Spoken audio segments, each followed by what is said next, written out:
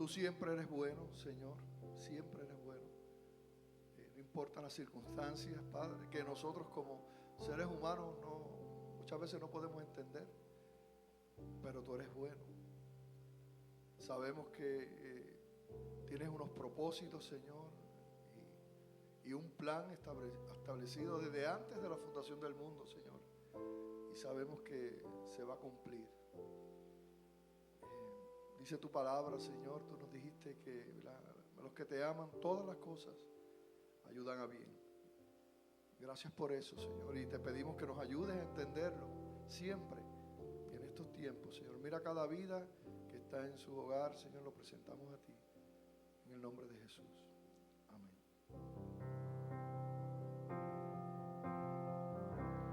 Vamos a cantarle eso mismo al Señor. Gracias por ser bueno. Gracias por amarme. Gracias por la cruz.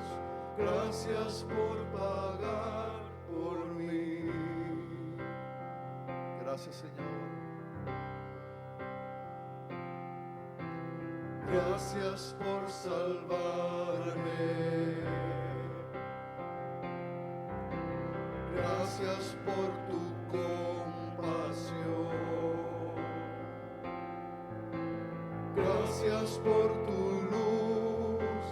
Gracias por tu vida dar.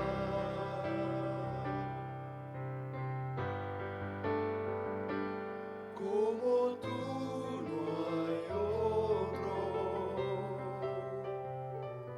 Como tú no hay otro Dios. Eres mi esperanza.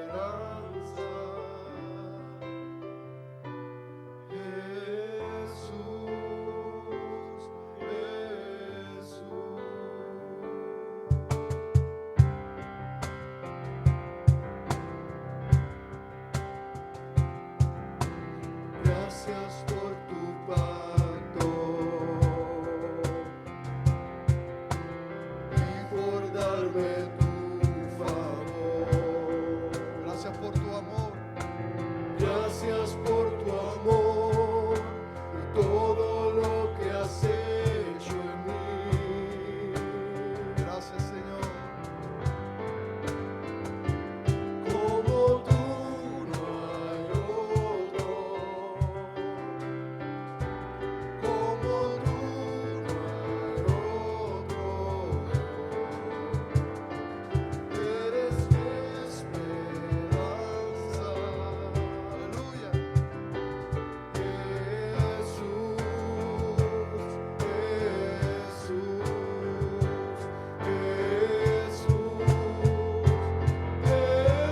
Jesús, solo a ti daré toda gloria, solo a ti doy mi adoración.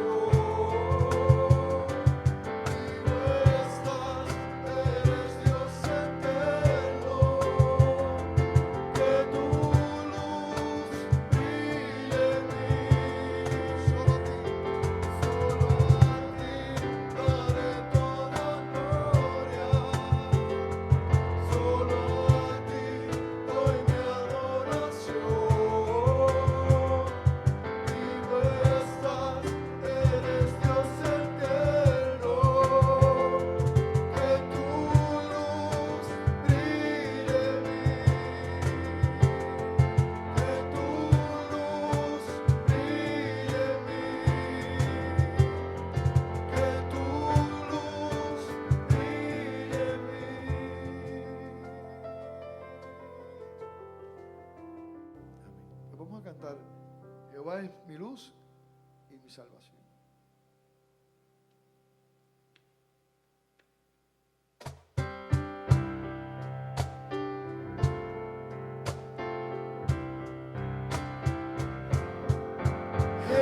Jehová es mi luz, Jehová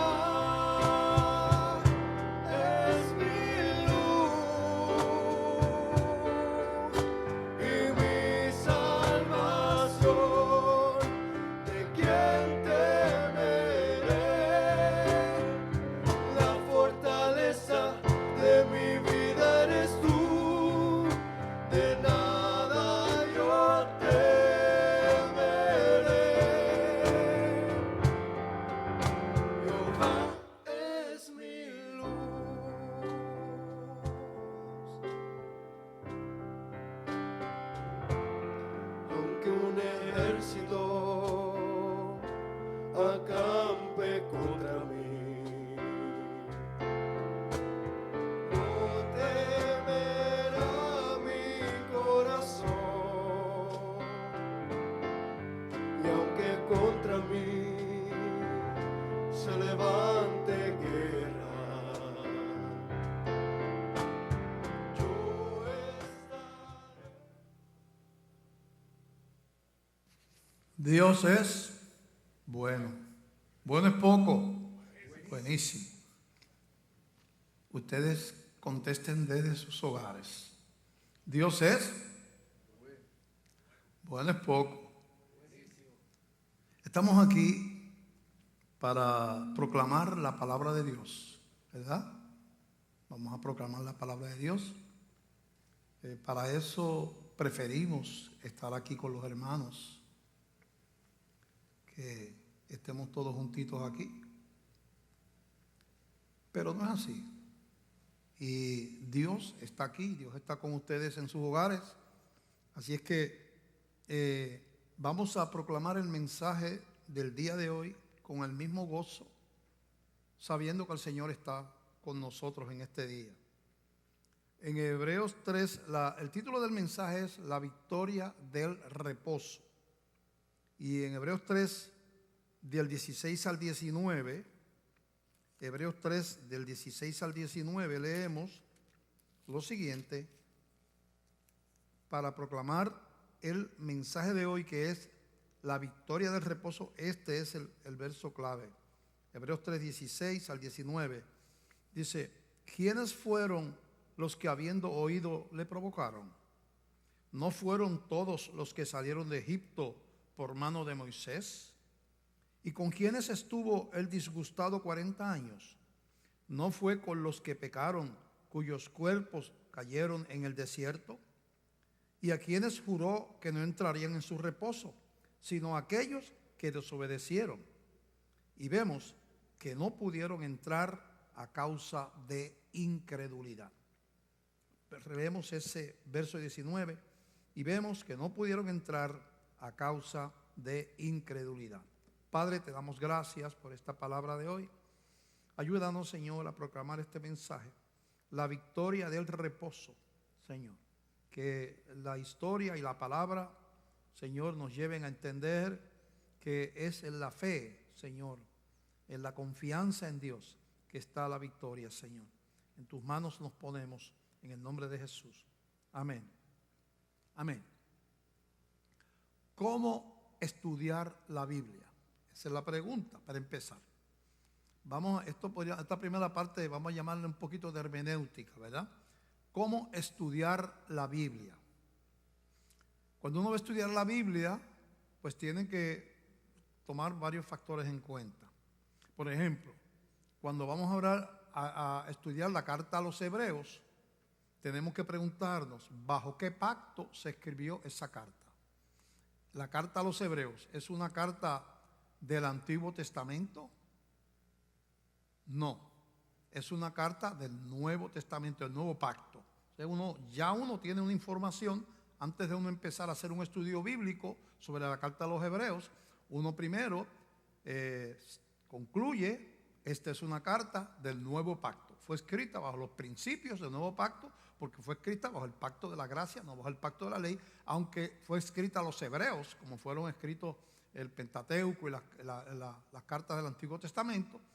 Esta fue escrita a los hebreos, pero en el Nuevo Pacto. Eso es importante, porque entonces ya yo digo, yo no puedo aplicar principios del Antiguo Pacto a esta carta, porque esta carta no fue escrita bajo las cláusulas, los principios del Antiguo Pacto. Eso es lo primero. Segundo, ¿a quiénes se dirige la carta? Se dirige a los hebreos. A los hebreos. Eso es importante porque de ahí vamos a ver la importancia que tenía los temas que trata la carta a los hebreos para el pueblo hebreo. Porque el pueblo hebreo tenía problemas con ciertas cosas. Constantemente, desde el tiempo de Cristo, desde que Cristo estaba por la tierra, tenían problemas con la divinidad de Cristo. Le era tropezadero aceptar que el que había bajado era hijo de Dios, que era Dios mismo hecho hombre. tenían problemas con la divinidad de Cristo. Tenían problemas con dar por pasada el antiguo pacto y darle la bienvenida a una nueva manera de Dios relacionarse con los hombres por la gracia llamado el nuevo pacto. Ellos se aferraban a la tradición de el Torah, el Pentateuco. Ahí, estaban ahí atrapados ahí. Y por lo tanto no podían reconocer los principios del nuevo pacto. ¿Qué otro problema tenían los hebreos? Los hebreos tenían el problema de la herencia nacional.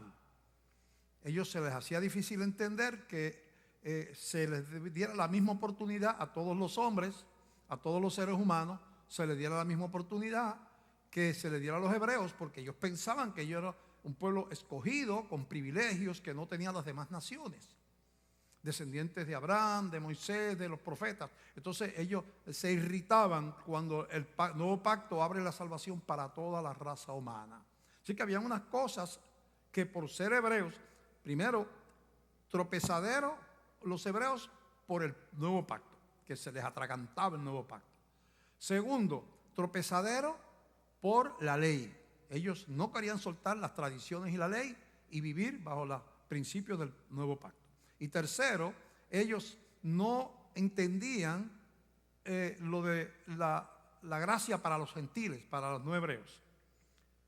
Y entonces la carta a los hebreos está dirigida a probar la divinidad de Cristo, a probar que Cristo es la contestación, que el nuevo pacto es bajo Jesús, que es por gracia, etcétera, etcétera, que Cristo es divino y que está abierto a todas las naciones. Así es que ese es el tema central de la carta a los hebreos. El tema, ¿dónde se define el tema central de la carta? El tema central de la carta se define en Hebreos 1, del 1 al 4. Entonces usted empieza, el Hebreo 1, ahí donde empieza, le da la base para el resto de la carta a los hebreos. Cuando va a estudiar la carta, usted tiene que leer con cuidado. ¿Qué dice Hebreos 1, del 1 al 4?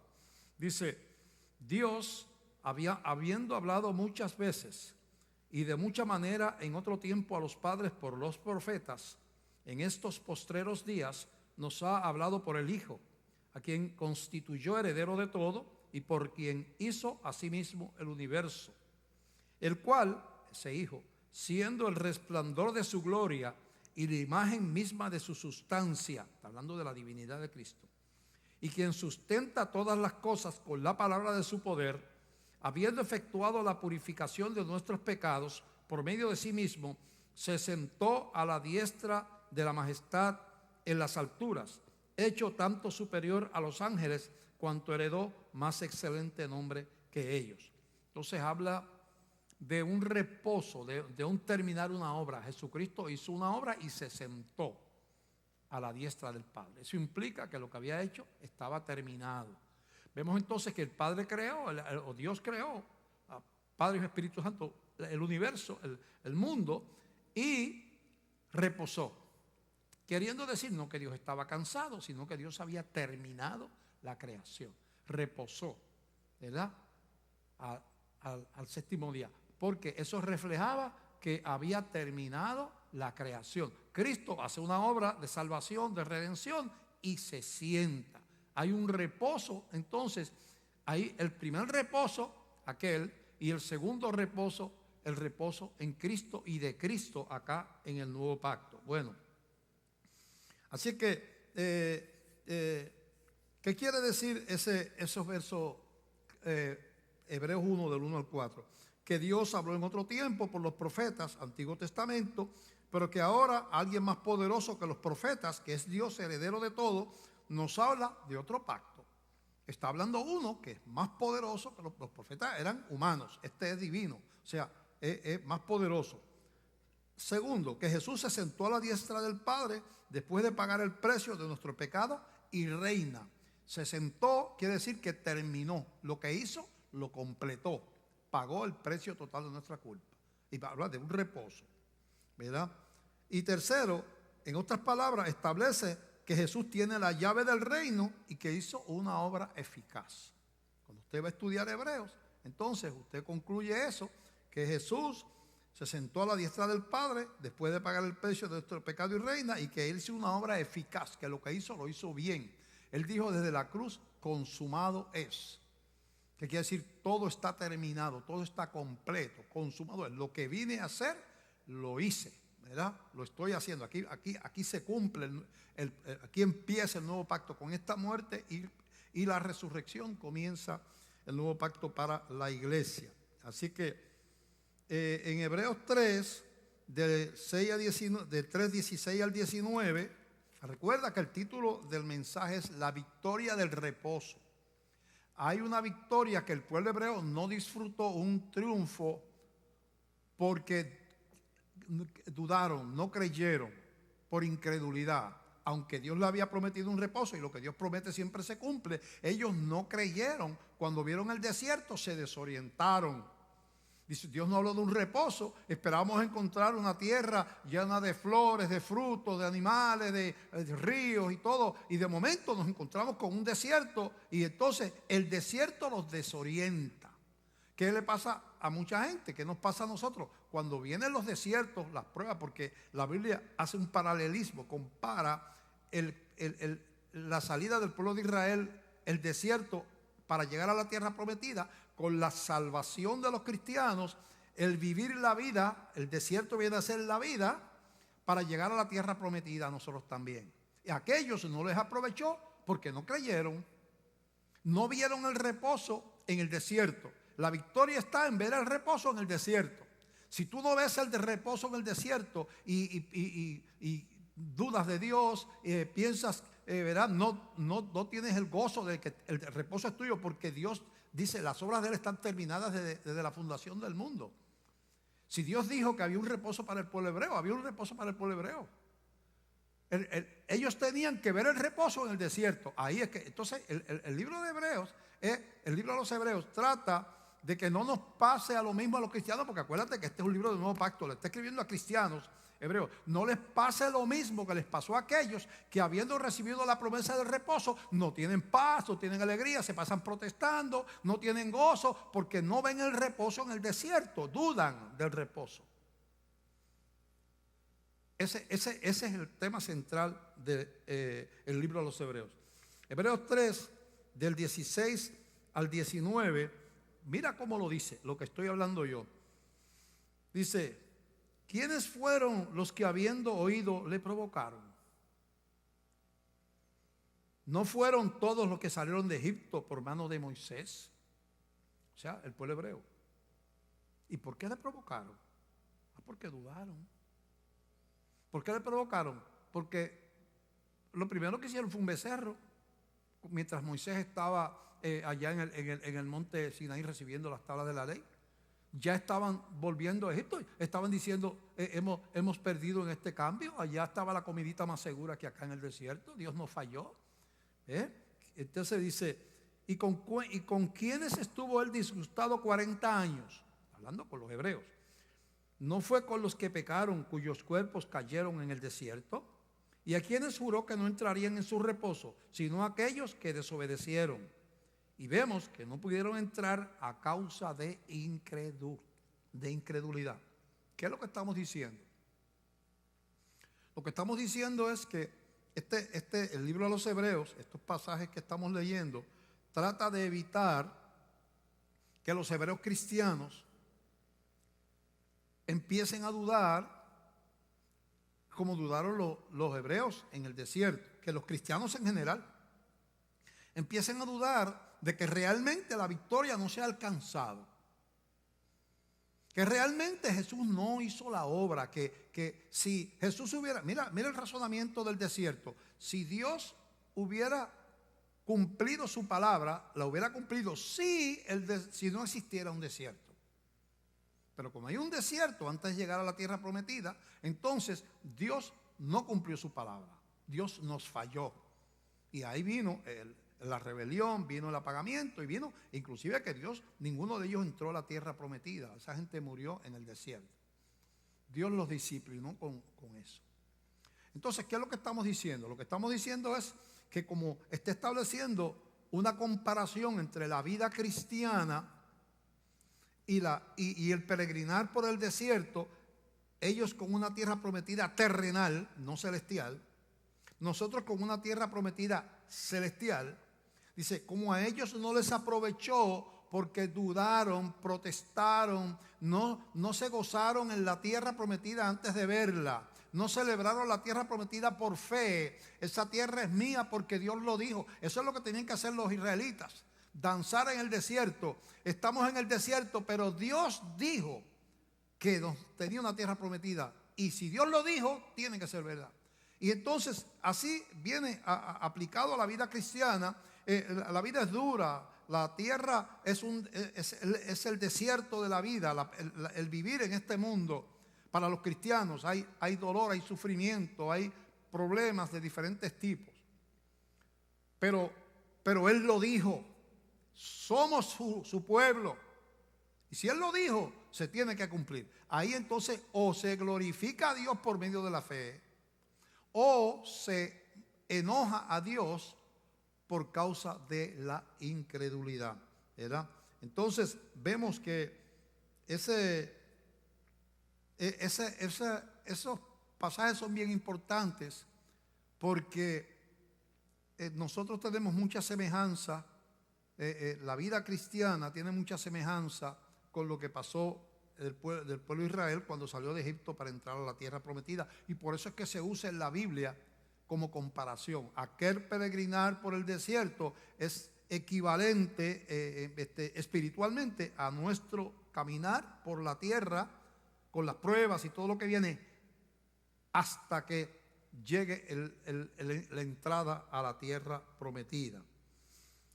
Así que en el capítulo 4 continúa la amonestación a los hebreos. Hebreos 4 del 1 al 2. Dice, temamos pues, no sea que permaneciendo aún la promesa de entrar en su reposo, alguno de vosotros parezca no haberlo alcanzado. Porque también a nosotros se nos ha anunciado la buena nueva, como a ellos, como a los hebreos del Antiguo Testamento. Pero a ellos no les aprovechó el oír la palabra por no ir acompañada de fe en los que la oyeron. Lo que está diciendo ahí es, dice que hay algunos de ustedes, ya está hablando a los hebreos del Nuevo Testamento, que parecen que no han llegado, que no están contentos y gozosos con su salvación, que no entienden lo que recibieron cuando Dios les dio la vida eterna, el perdón de los pecados, la salvación del alma, una ciudadanía celestial. No entendieron esa tierra prometida celestial. No lo entendieron. Algunos de ustedes parecen no entender lo que es ser cristiano. Le está diciendo. Mira lo que voy a leer. Dice, mira, eso está en Hebreos 4, del 1 al 2. Temamos pues, no sea que permaneciendo aún la promesa de entrar en su reposo, alguno de vosotros parezca no haberlo alcanzado. Porque también a nosotros, a los de este tiempo, se nos ha anunciado la buena nueva como a ellos. A aquellos una tierra prometida terrenal, a nosotros una tierra prometida celestial. Pero no les aprovechó el oír la palabra por no ir acompañada de fe en los que la oyeron. ¿Cuál era el problema? ¿El problema era el desierto? ¿De acuerdo a esto? No, el problema no era el desierto. Dios le había dado algo que nadie le podía quitar. El problema era que la falta de fe. Eso que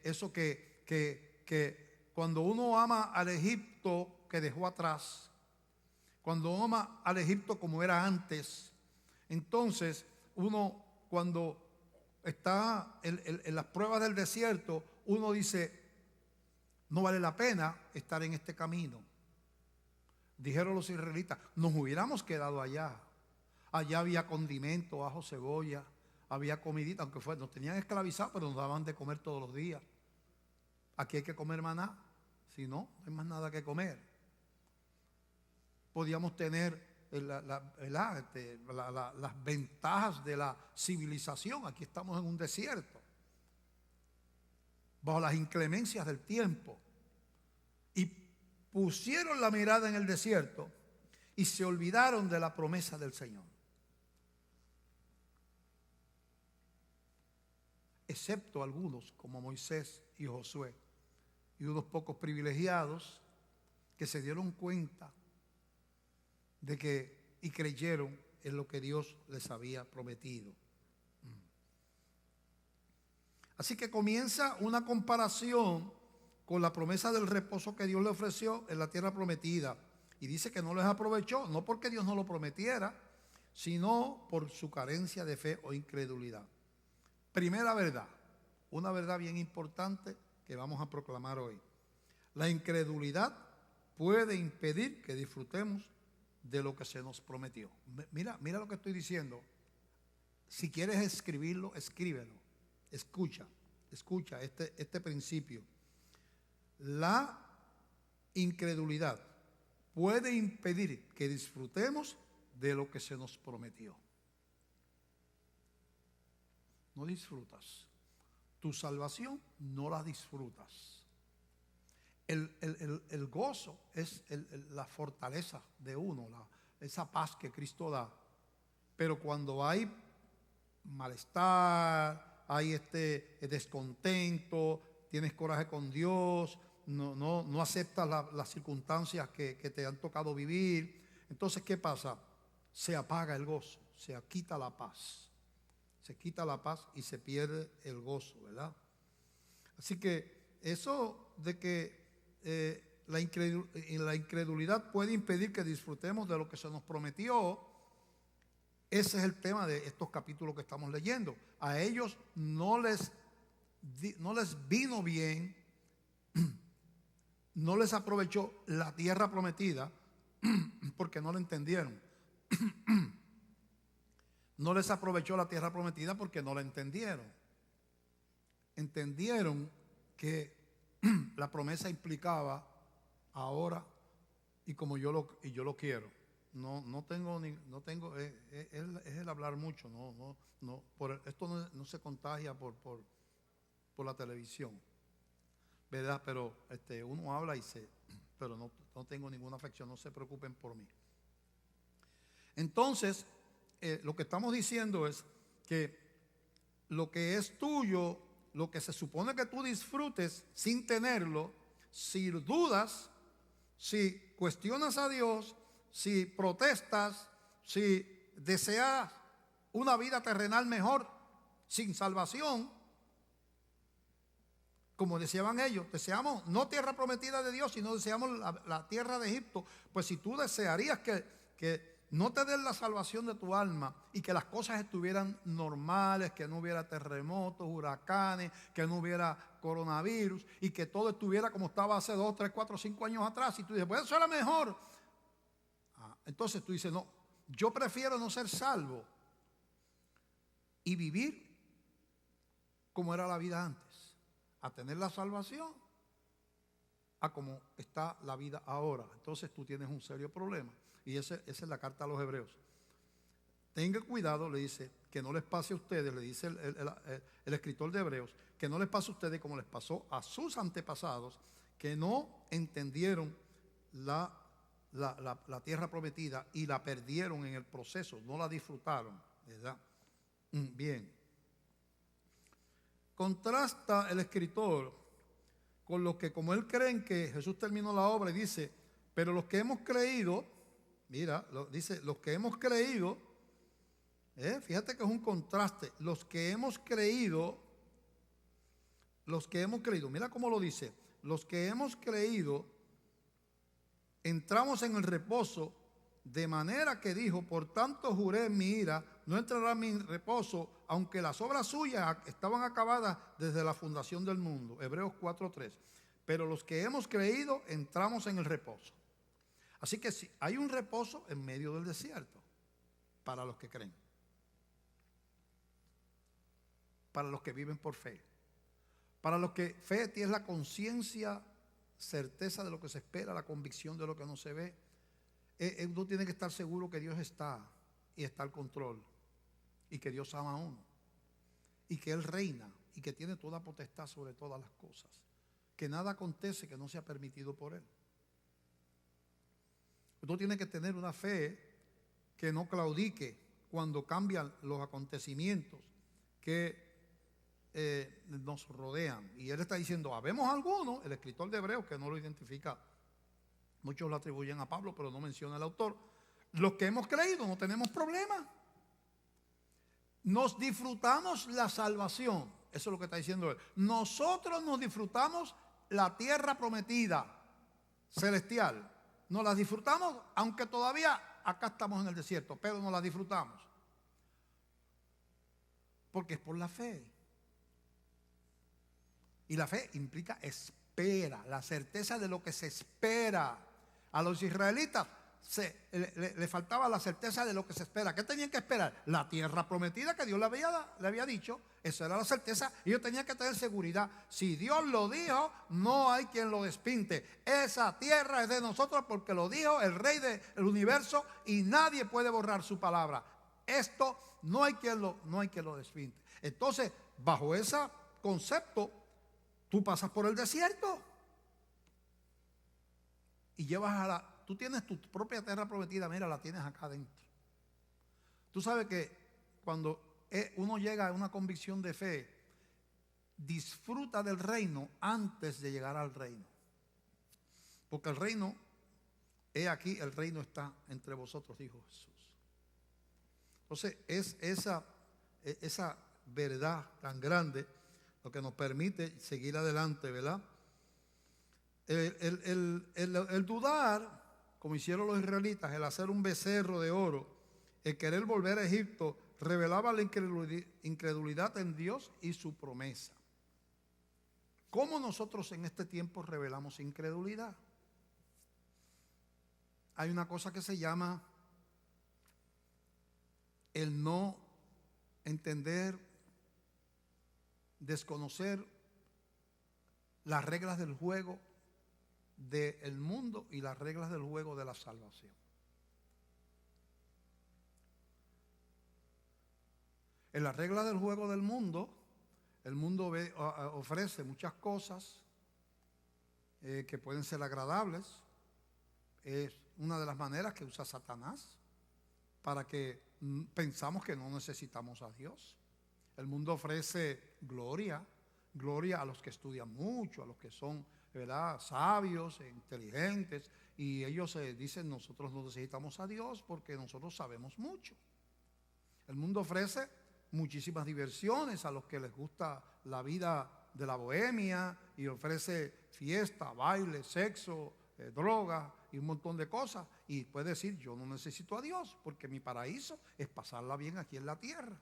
Yo lo que quiero es divertirme y después, cuando se acabe todo, pues voy al hoyo porque yo no voy a entregarle mi vida a ningún Dios y no voy a seguir normas de ningún tipo. Las normas las pongo yo. Y esa persona pues se fabrica, él mismo se hace su propio Dios. Y el mundo ofrece muchos caminos y muchas alternativas. Pero todas esas alternativas, ¿qué hacen? Esconder el reino. Pero sin embargo, a veces los cristianos, y caemos en eso también, donde uno no ve los procesos divinos, muchos de ellos descritos en la Biblia. La Biblia no esconde cómo van a ser los tiempos finales, no lo oculta, no lo dejó ahí escondido. No se acabó en Mateo, ni en Romanos, ni en Hechos. Se escribió, además está escrito en el libro del Antiguo Testamento, el final de esta civilización. Donde habla de plagas, cataclismos y un montón de cosas, guerras y un montón de cosas que están escritas ahí. Pero entonces uno dice, yo quiero salvación, pero no se cumpla tu profecía. Yo quiero salvación, quiero pasarla bien, quiero de mi familita, de esto, yo soy cristiano, ¿verdad? Seguridad, paz, amor, Entonces, pero que no se cumplan las profecías que están escritas, que habla de dolor, de sufrimiento, de juicio, no. Entonces, el llegar en ya eso es una confrontación. Ahora no es incredulidad, ahora es confrontación. Fíjate, incredulidad y confrontación no es lo mismo. Incredulidad es yo no creo que Dios existe, yo no creo que Dios esto, yo no creo que Dios me va a dar ninguna tierra prometida, yo no creo, bueno. Y la confrontación es, Dios dice esto, pero yo digo lo contrario. Dios escribió eso en la palabra, pero yo me opongo a lo que Dios escribió. Eso es confrontación. Y ahí entramos casi a la apostasía, casi al reto, a la soberanía de Dios. Y hay cristianos que pueden caer en eso. Donde usted se rebele contra el desierto. Usted diga, yo quiero un mundo sin dolor, sin sufrimiento, sin pruebas. Y si Dios no lo hace así, pues me molesto con Dios y no voy más a la iglesia o me paso protestando por ahí. Entonces, eso es también, no vas a disfrutar del reposo que Dios da de esa manera. El dudar puede llegarnos a ser un becerro de oro y volver a nuestro Egipto. Yo no sé cuántos cristianos, cuántas personas se han apartado de la fe en estos tiempos en Puerto Rico y en el mundo entero, pero estoy en Puerto Rico. No sé cuántos han pensado, quizás tienen pastores que les han hablado de una panacea, de una vida que tú lo confiesas y tú no lo recibes, que tú decretas y las cosas no pasan, que con tu boca controla lo que pasa en el mundo, y eso se está predicando por ahí, que es una herejía. La soberanía del hombre sobre la soberanía de Dios. ¿Cuántas personas han dicho, ser cristiano no vale la pena?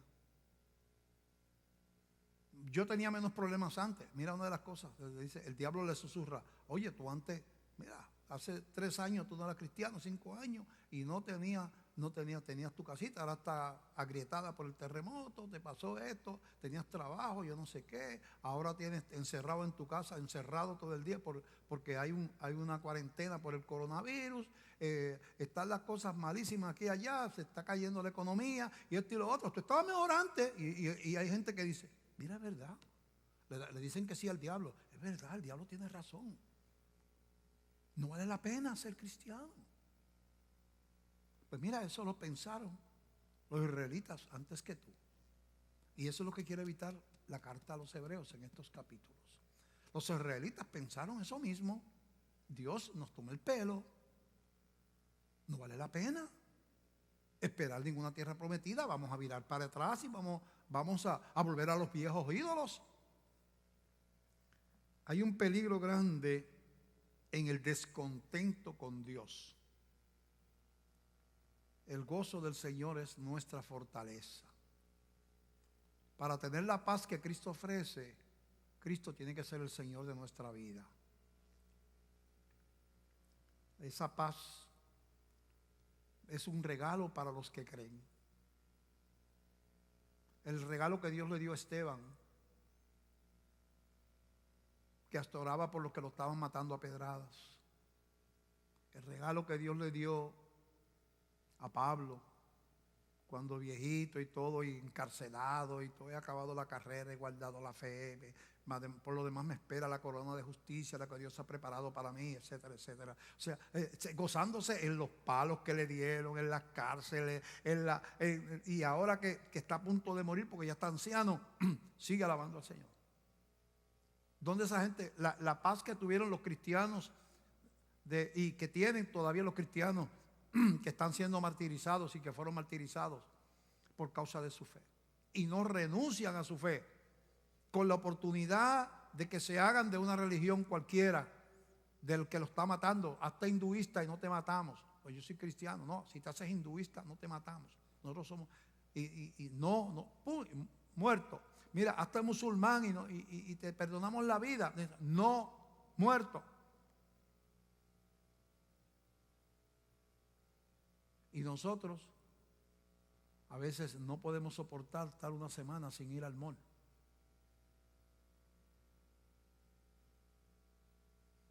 Porque no entendemos el desierto. Cuando tú no entiendes el desierto, te quedas entonces dando vueltas. Hay gente que nunca llega. Entran y salen, entran y salen, entran y salen, entran y salen. Están buscando que se les solucionen los problemas. Está buscando, vino por el que tenía problemas con el marido y después se fue porque no se lo arreglaron y no sé qué. Después volvió porque se le enfermó un hijo y estuvo un tiempo y se le sanó y se volvió y se fue otra vez. Y después vino porque te quedó sin trabajo y después volvió y se fue otra vez. Porque lo que están buscando es las bendiciones, no a Dios. Están buscando las bendiciones. Y por lo tanto no pueden entender las pruebas. No las pueden entender. No las pueden entender. Los hebreos insistían en volver al antiguo pacto. Como si Jesús no hubiese hecho el trabajo completo. Como si no hubiese entrado en su reposo como Dios en el séptimo día entró en el suyo. Hebreos 4, del 4 al 11. Ellos querían volver, los hebreos querían volver al antiguo pacto. Y ese es un problema que usted lo ve en el libro de Gálatas, en otros libros donde hay conflictos con los hebreos, porque ellos no entendían el nuevo pacto. Ellos querían volver a la ley, salvación por las obras, a la circuncisión, a guardar el sábado, a que no comas de este alimento, que no comas de aquello otro. Entonces, cosas del antiguo pacto que algunas del antiguo pacto se reafirmaron en el nuevo. Por ejemplo, no matar está en el antiguo pacto y sigue estando vigente todavía. Uno de los mandamientos. Pero otras cosas, los hebreos iban más allá. Iban a mandamientos que tenían que ver con rituales, que tuvieron un simbolismo hasta que Cristo nació. Y entonces, por eso habían constantes conflictos, ¿verdad?, con el pueblo hebreo. Como si Cristo no hubiera hecho el trabajo completo. Señalaban a los cristianos que no guardaban el sábado, que no circuncidaban a los hijos. Los señalaban como si ellos eran de segunda categoría, porque tenían que cumplir los ritos del pueblo hebreo para que fueran verdaderamente aceptados por Dios. Y eso no es así en el nuevo pacto, el pacto de la gracia. Así que dice en Hebreos 4, del 4 al 11, porque en cierto lugar dijo así del séptimo día, está hablando del sábado, y reposó Dios de todas sus obras en el séptimo día, y otra vez aquí no entrarán en mi reposo. Por tanto, puesto que falta que algunos entren en él, y aquellos a quienes primero se les anunció la buena nueva, no entraron por causa de desobediencia, los hebreos de aquel tiempo, otra vez determina un día, hoy, diciendo después de tanto tiempo, por medio de David, como se dijo, si oyereis hoy su voz, no endurezcáis vuestros corazones, porque si Josué les hubiera dado el reposo, no hablaría después de otro día. Así que el reposo que dio Josué cuando entraron a la tierra prometida y conquistaron, no hablaría de otro día que no había llegado, que está hablando del reino de Dios. Porque el que ha entrado en su reposo, también ha reposado de sus obras, como Dios de las suyas. Así como el Padre creó y reposó, Cristo murió y se sentó y reposó porque terminó la obra. Dice, el que ha entrado en su reposo, el que ha entrado al reino de Dios, también entra en el reposo de las obras. Procuremos pues entrar en aquel reposo para que ninguno caiga en semejante ejemplo de desobediencia. Porque la palabra de Dios es viva y eficaz, y más cortante que toda espada de dos filos, y penetra hasta partir el alma y el espíritu, las coyunturas y los tuétanos, y discierne los pensamientos y las intenciones del corazón. Y no hay cosa creada que no sea manifiesta en su presencia. Antes bien, todas las cosas están desnudas y abiertas a los ojos de aquel a quien tenemos que dar cuenta. Las palabras, ahora tenemos una relación espiritual. Tenemos una palabra. Ese es el nuevo pacto. El nuevo pacto es cristianos redimidos por la sangre de Cristo, una obra completa. Jesús reposó porque terminó la obra. Cristiano entonces puede decir, yo soy un hijo de Dios. Pero hay una palabra. Esa es la palabra, es la que me guía, la que me corrige, la que me enseña, la que me amonesta. la que me lleva a arrepentirme, a pedirle perdón a Dios cuando hago algo que no debo. La palabra no está inoperante. No es ahora, yo no me salvo por la obediencia a leyes, es por Cristo. Pero el cristiano es guiado, dirigido por la palabra de Dios. Eso es lo que está diciendo ahí, ¿verdad? Así que mira cómo vemos en nosotros el reposo. Versículo 14, Hebreos 14 al 16. Por tanto, teniendo un gran sumo sacerdote que traspasó los cielos, Jesús el Hijo de Dios, retengamos nuestra profesión. Quiere decir, no te vayas, no te descarríes. Tú tienes un sumo sacerdote, a lo mejor tú piensas que tú no das el grado como cristiano. Bueno, ninguno damos el grado, solamente es por gracia. Pero dice, retén tu profesión. Retener tu profesión es no te apartes. Porque no tenemos un sumo sacerdote que no pueda compadecerse de nuestras debilidades, sino uno que fue tentado en todo según nuestra semejanza, pero sin pecado. Nuestro sacerdote fue probado, aunque él no pecó. Acercémonos pues confiadamente al trono de la gracia para alcanzar misericordia y hallar gracia para el oportuno socorro. Dice que el cristiano, en medio de estas debilidades, que dice aquí que Él se puede compadecer de nuestras debilidades, Él nos conoce. Entonces, en vez de huir, porque tenemos debilidades, porque no somos perfectos, me voy, yo no, esto no es lo mío, ¿verdad? Porque hay gente que predica, que da la impresión de que no es perfecto, no puede estar ahí, y da la impresión de que ellos lo son. Yo siempre digo que el que alardea de santidad nunca ha pisado el lugar santísimo. Todos los profetas a quienes Dios le manifestó un pedacito de gloria cayeron postrados, o no se atrevían a entrar al templo porque la santidad de Dios estaba allí, o cayeron al piso como Isaías gritando por misericordia, o cayeron como muertos como Juan el apóstol. Cuando tú oyes hablar a alguien que da la impresión de que él te acusa de que tú te vas a quedar, y da la impresión de que él no, ¿ve? Porque si él se dijera, nos vamos a quedar todos, porque nadie aquí, bueno, tú dices, bueno, está equivocado porque los cristianos no se quedan, pero por lo menos él se montó en el bote también. Pero la manera que lo predican es, ¿dónde te vas a quedar? ¿Sabes? Si sigues así te vas a quedar. ¿Qué está explicando? Tú te das, pero yo me voy, porque yo sí que soy santo. Además de que es antibíblico, es mentiroso también. Dice que no, el ser imperfecto no es razón para que no retengamos nuestra profesión, porque tenemos un sumo sacerdote que puede compadecerse de nosotros. En esta prueba que estamos pasando, ¿qué nos queda sino refugiarnos en los brazos del Señor? ¿Dónde tú puedes encontrar fuerza? Porque hice un recuento en la última predicación sobre lo que ha pasado en Puerto Rico en los últimos 4 o 5 años. Primero, la quiebra económica del país. Incapacidad para pagar las deudas internacionales que he adquirido, que son creo que como 80,000 o 90,000 millones, yo no sé cuántos millones, miles de millones, 80,000 millones que Puerto Rico debe o algo así, a los deudores esos bonistas que le prestan a los países. Y no los pudo pagar, no los puede pagar. Y vino la quiebra. Estamos en sindicatura, como se pone un negocio que no puede pagar. Después viene un huracán, primer huracán. Al poco tiempo viene otro huracán más. Corridos. Ese último llamado María devastó el país.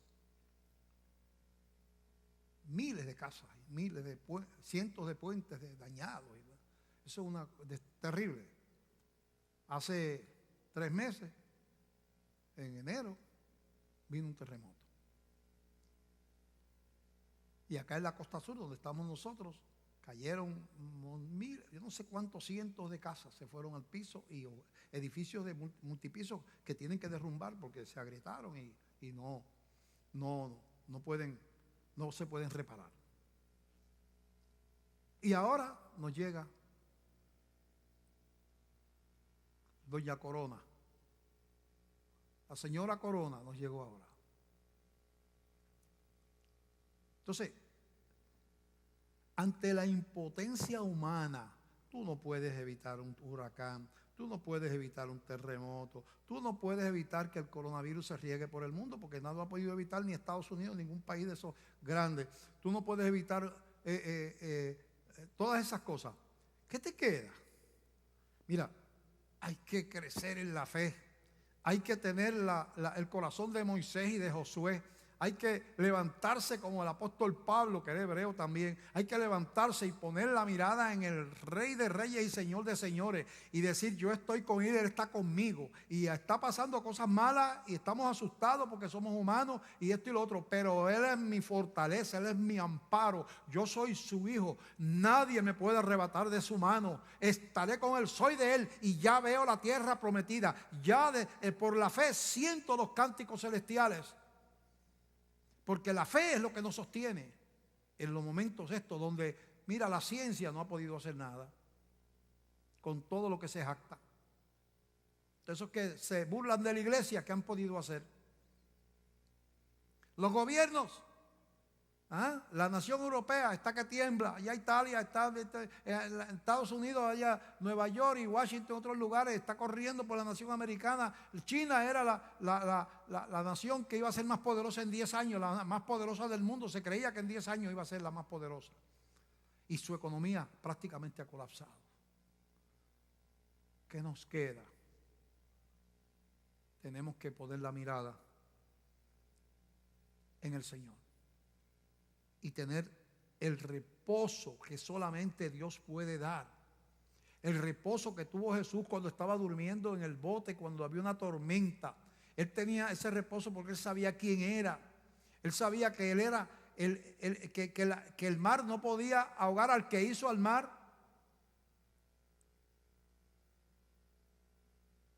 Pues yo creo que el mundo no puede derrotar a mi Señor, que se llama Jesucristo. Lo más que me puede pasar a mí es que me muera. Y lo único que pasa con eso es que lo mejor de mi vida ha llegado, que es el encuentro con mi Señor. Hay que levantarse, hay que seguirla dando. No podemos dejarnos llevar por opiniones humanas, porque eso no funciona. El temor, y con esto termino, el temor impide el reposo de Dios. En Primera de Juan, capítulo 4, del verso 13 en adelante, dice: en esto conocemos que permanecemos en Él y Él en nosotros, que nos ha dado de su Espíritu las arras de la herencia. En eso sabemos. Somos su pueblo porque el Espíritu de Él vino a nosotros cuando nos convertimos. Y nosotros hemos visto y testificamos que el Padre ha enviado al Hijo, el Salvador del mundo. ¿Tenemos esa convicción? Sí. Tenemos al Espíritu. Vino Jesús, estamos seguros de eso, el Salvador del mundo. Todo aquel que confiese que Jesús es el Hijo de Dios, Dios permanece en Él y Él en Dios. ¿Creemos en eso? Si hemos entregado el corazón a Cristo sinceramente, Dios permanece, lo dice aquí. En esto se ha perfeccionado el amor en nosotros, para que tengamos confianza en el día del juicio, pues como Él es, así somos nosotros en este mundo. Espérate, que yo soy como Dios. Él no era del mundo y yo tampoco soy del mundo. Así que como Él es, yo soy. Él vino, vivió, murió y se levantó. Yo vine, resucitó Jesús, ¿verdad? Yo vine, viví, moriré en algún momento y también resucitaré y me levantaré.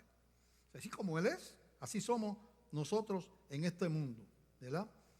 Así que mira lo que dice. Dice: en el amor no hay temor, sino que el perfecto amor echa fuera el temor, porque el temor lleva en sí castigo, de donde el que teme no ha sido perfeccionado en el amor. Así que el temor y el amor aquí lo pone como antítesis. Si hay temor, pues no entiendo el amor. Si entiendo el amor de Dios, entonces no debe haber temor. Nosotros le amamos a Él porque Él nos amó primero. Nos amó primero. Así es que con esos principios vamos a enfrentar los momentos difíciles que estamos pasando. Como iglesia, unidos, seguimos siendo la iglesia del Señor. Yo le doy gracias a los hermanos que han sido responsables y están enviando sus ofrendas de diferentes medios, sean medios tecnológicos, algunos lo han enviado por correo, ¿verdad? Ellos han entendido pues que la iglesia tiene que seguir cumpliendo con sus compromisos, que tiene una gente que hay que pagarle, ¿verdad? Y damos gracias a Dios por eso, ¿verdad? Porque reflejamos que seguimos siendo la iglesia del Señor, llamada Iglesia Bautista de Glenview. Hay otras iglesias del Señor que se llaman de otra manera. Así que juntos, aunque no estamos juntos físicamente, unidos espiritualmente como iglesia, vamos a enfrentar esto en fe, en victoria, en fe. Dios nos ayude. Dios les ayude a ustedes, les guarde y les bendiga. Gracias por haberme escuchado, por haberme visto. Dios les bendiga en el nombre de Jesús.